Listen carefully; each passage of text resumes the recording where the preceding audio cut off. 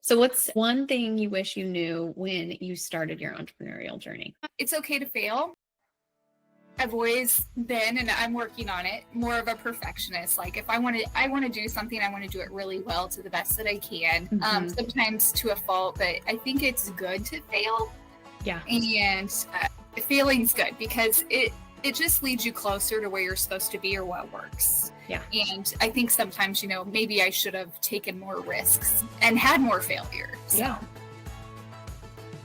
Welcome to the Entrepreneur's Blueprint. I'm Courtney Cook, founder of Monarch COO, where I help mission-driven entrepreneurs grow their businesses. Each week, I sit down with inspiring entrepreneurs to explore the stories behind their successes and challenges.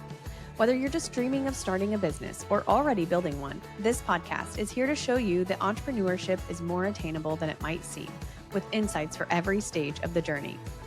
Let's dive in to today's conversation and see what it takes to build a business. Today on the podcast, I have Heather Markway. Heather, will you kick us off by sharing about your business, what you do, who you serve, and how long have you been a business owner? Absolutely. Thank you, Courtney, for having me today. Heather Markway, my company is Life Garden Style, and I am located here in the Kansas City Metro. I live in the Northland of Kansas City. But my business has a couple different areas. I do seasonal container plantings for homeowners and business owners across the Kansas City Metro. I also do landscape design, and also I provide a locally grown bouquet subscription here locally as well. Awesome. So what inspired the idea for your business? I have been interested in gardening, but specifically flowers my whole life. I remember as a kid, I just always loved flowers and the joy they brought. And I went to school for horticulture and landscape design. So that is my background. And after, kind of taking some years off when I was having young children and just kind of working more of an office job, I really I wanted to get back into actually being physically part of doing the work, if you will. Gotcha. So, okay, when you graduated college, then did you jump right into horticulture or not yet? Yes, I did. So I went to Mizzou, and after graduation, I got a job here in Kansas City with a landscape and lawn company. We did landscape design and build. And so my role was a designer. I would meet with the client, do the design, and then oversee the installation. So that was kind of my jumping off point into the professional industry once I was out of college.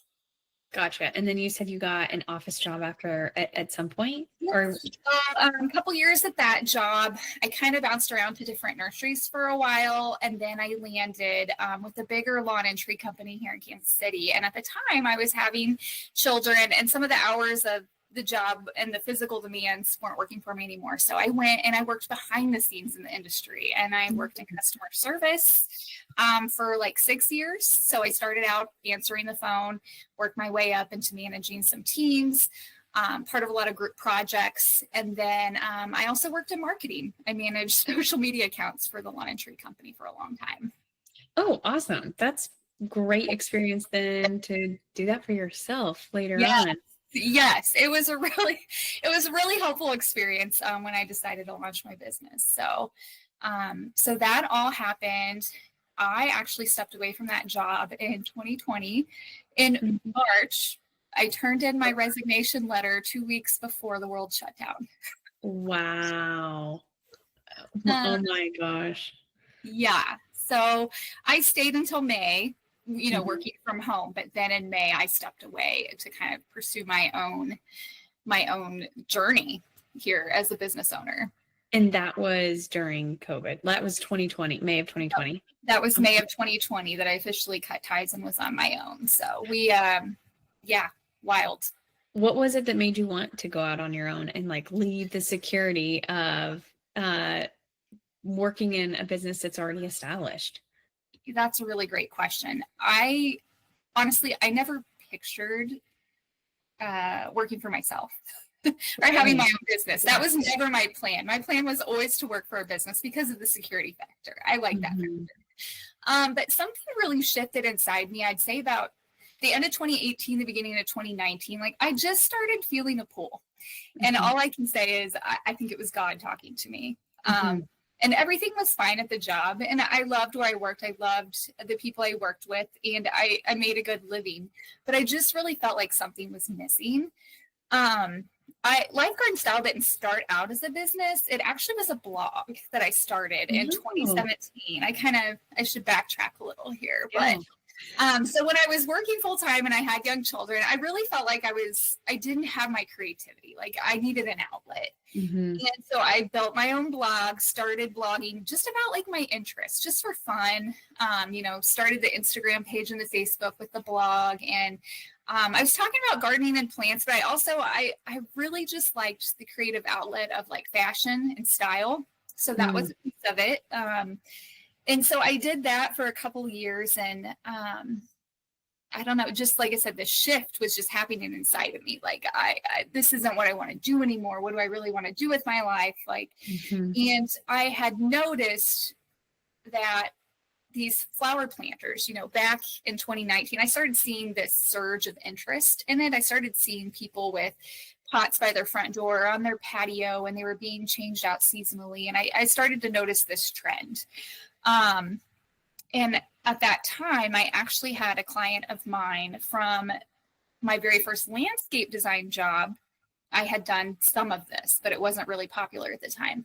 He had reached out and he wanted me to do the pots for his restaurant in downtown Parkville. Okay. So I was doing this 2 years just for him, 2 years before I ever quit the job. If that makes sense. Yeah, real crazy how things work out. So he wanted me to change it for every season, and it's a really it's a very visible spot. People drive by, walk by a lot. I was getting lots of compliments. People would ask him who was doing this for him.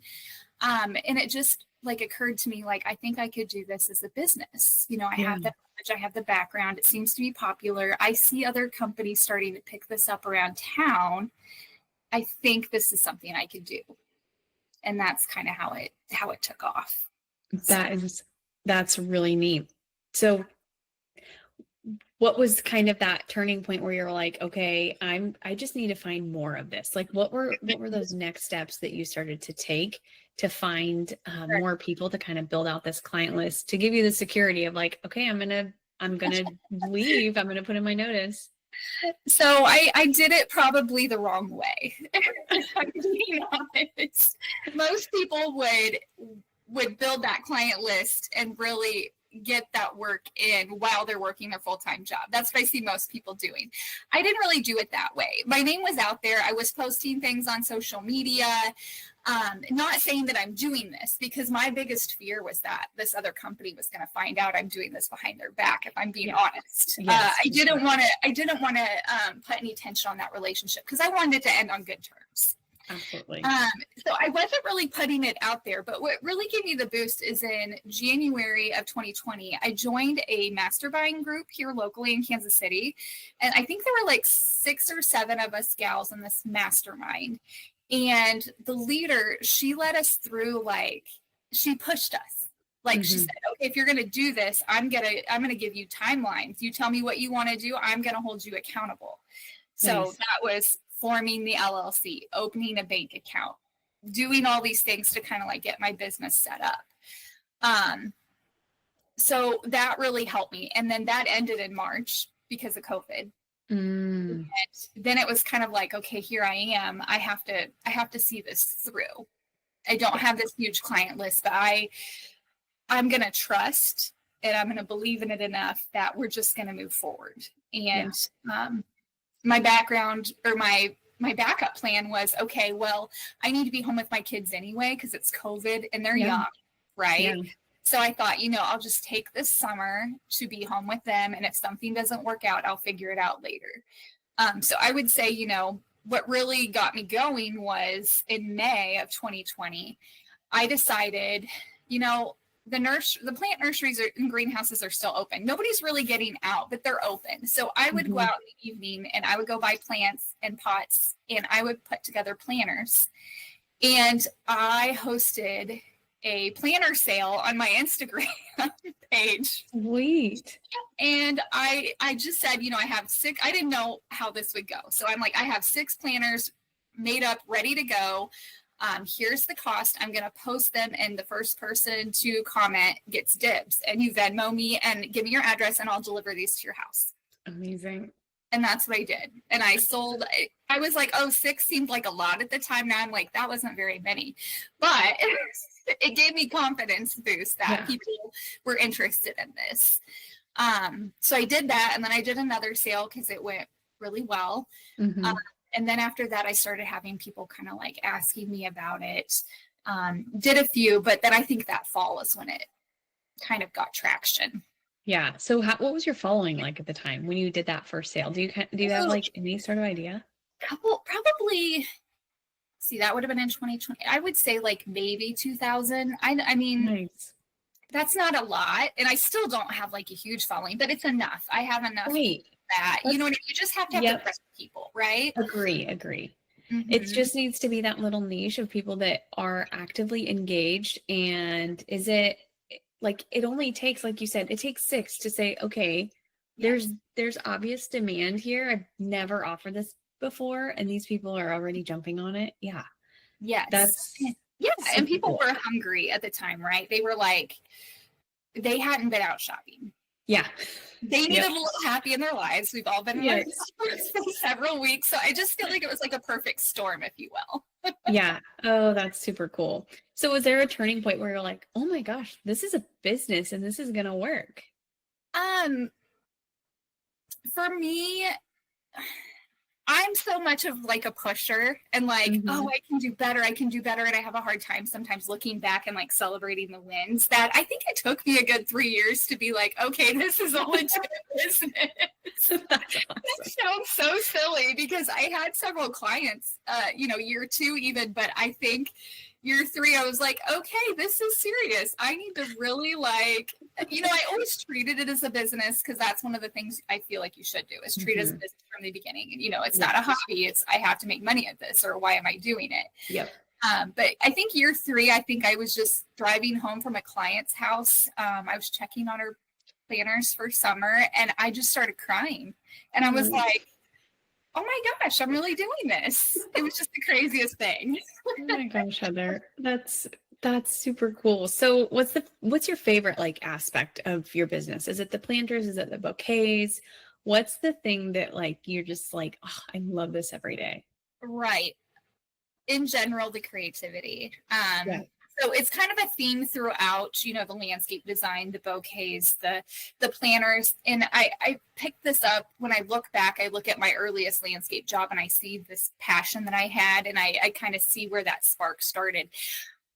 I really love finding things like, 5 things and putting them together and making them work. Like almost making like a recipe, like what works good together, what flowers complement each other, just finding unique ways to make a design work. I like that. I don't know how else to describe it other than just like the creative process of putting things together and then getting really excited to see the end result. Yeah, absolutely. So what motivates you to keep going? Like when things are just feeling hard, I've been telling people, the highs are highs and the lows are lows. And I'm learning that. And there's natural pruning that occurs. And I feel like, at least for my business, the Lord has like come in those exact moments when I need it. But I'm curious kind of what keeps you going through those really hard weeks. You're right. There's some tough times and situations for sure. And I think just knowing that the work I do, I know some people might feel like, oh, planting flowers, that's kind of insignificant, but really it's the little things. And those little things make everybody's day. Flowers really are a healing. They're like medicine, literally. Yeah. There's studies to show the healing that they do, but I just know that they bring joy. And I don't know how many times I have clients say like, I had a tough day at work, but when I pulled into my driveway and saw my flowers and my pots looking so beautiful, it just made me smile and it made my day better. And really, if you just think about that and the difference you're making in the work you do, I think that's what keeps me going. And I think I shared this with you on Instagram, the Bible verse that I kind of Yeah. like, I stick with, and it's 1 Peter 4:10. As each one has received a gift, use it to serve one another as good stewards of God's varied grace. And that's truly it. It's just like using your gift, whatever gift it is, to help make somebody's day better.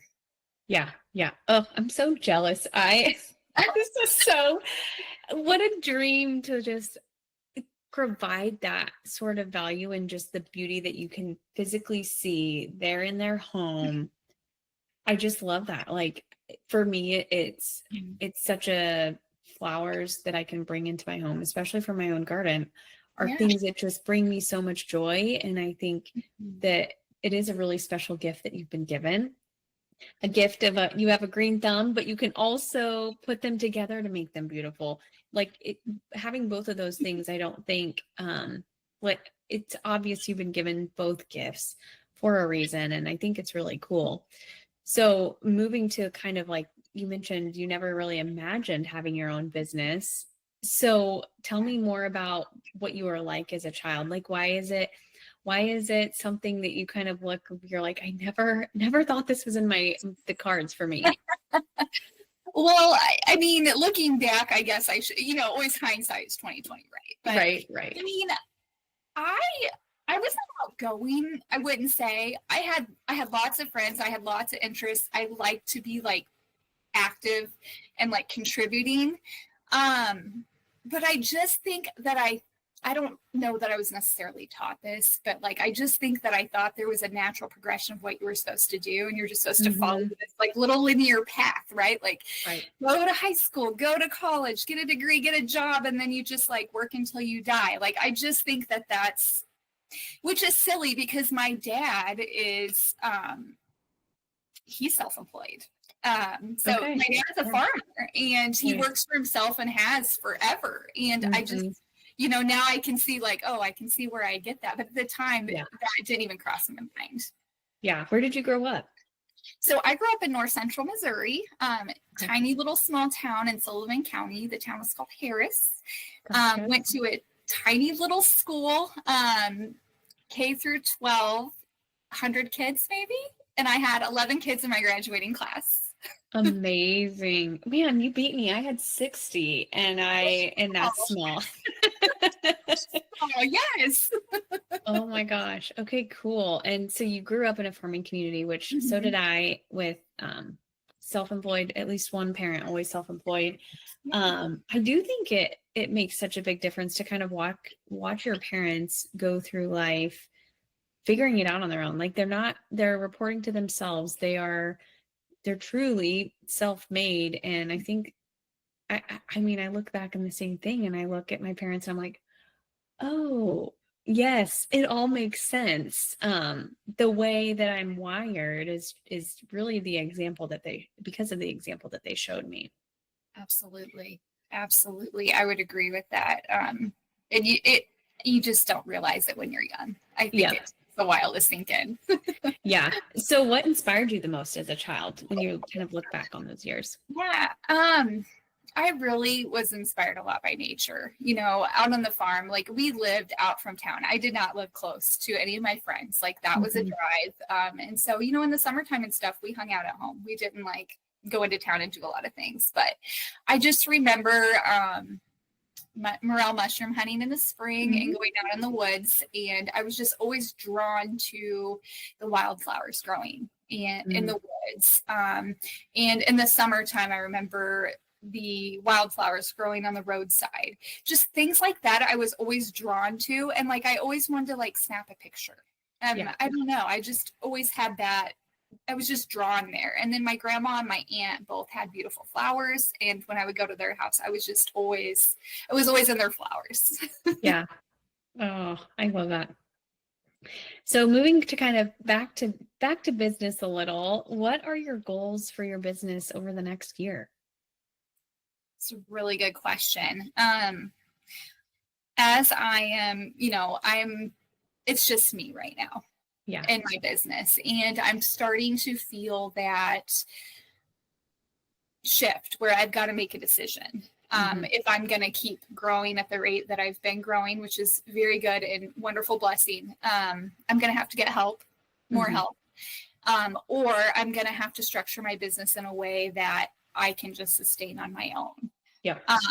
So I don't really have the answer to that question, but that's something that I really have to mull over this year and figure out, go back to my why and what I want to do and figure out that aspect of it. So that's one of my goals, is to kind of figure that out and how I want to move forward. Other goals I started this year, well, actually last year, I think I started it, is, I do local services, but one way I want to branch out is I want to do more educational courses online for people who want to learn how to garden or to DIY things, because I do have a huge DIY following on my socials. Nice. So I want to reach that audience a little bit more. I've got a cut flower course and some digital downloadable guides people can use. But I really I'd like to grow that aspect of my business. Yeah, that would be amazing. And there's so many people that are eager for that information of like, how can you just do this on my own, especially if they found you online and they trust you and you're like, but you're not local. I need you here to teach me. Yeah. Yeah, I get that a lot. I get that. If I only lived closer. So I'm like, well, let's figure out a way to bridge that gap a little bit. Yeah. Well, since you're so far north, do you travel down? Like, do you have kind of like a radius that you'll work within? I'm kind of all over the city right now. I stopped taking clients on the east side. So like Lee Summit area is a little bit out of my area now. I have a friend there I can recommend, but I do have clients as south as Bucyrus. It just has to be the right client to go the distance. But I do have a lot up north, but I have a fair amount in Overland Park and like Shawnee, Lenexa area as well. Okay, wow. Dang, that hopefully you're able to like bucket those on similar days to make the trip a little I'm easier. super like efficiency process minded. So it's like, if I'm going, we're gonna do all of them in a couple days span and get it done all at once. Yeah, yeah. That is great. That I was thinking like, oh my gosh, the highways in the morning, but that's amazing. I don't miss commuting in for a 9 to 5, but there are days, I try to get out early enough to beat the traffic. Yeah, for sure. And the heat, I am sure as well. Yes. That's like a whole other topic. The weather is it dictates a lot of what I do. And it's a very physically demanding job. So yeah. How old are your kids? Like, what are you managing schedule wise? Because to just say, okay, I've been rained out today, but tomorrow maybe we have baseball all day or something, Yeah, it's tough. So my kiddos are 10 and gonna be 14. And so we're entering a busy extracurricular life. Like this fall is going to be crazy. We've got all kinds of sports and activities that are going to start next week. But it's mostly evenings. So I really, it's crunch time when they're in school. During the school year, when they're in school, I am working. And then, we do the activities. And if I'm waiting in the car during practice, I'm doing work. Yeah. I just work in all the in-between windows so that I can be present for them when there's something that I need to be there for. Yeah. And honestly, I have the best clients. If something comes up with my kids, they know it's family first. Awesome. That's really great. Yeah. So is there a decision you made early on that you feel like has made a major impact on your business's success? Yeah, I would say it's something simple, but just the choice to build relationships with my clients, one, but two, other business owners who, in my industry and out of my industry, just building relationships with people who are on their own doing similar to what I'm doing. For instance, whenever I started Bouquet Club, I live in the Northland, but I wanted to be able to reach people in different areas of town. So I built relationships with some boutique owners, and we do a pickup location, like at their boutique. Nice. Like I bring the bouquets to Liberty or to Overland Park, and it gets foot traffic in their store when people are going to pick up the bouquet, but also it allows me a spot to safely leave my flowers so people can come and get them. So just building those relationships and those collaborations with other small businesses has been really crucial. I would say to my success. I don't think that I would have the business I have today if I didn't have those relationships. Yeah, that's amazing.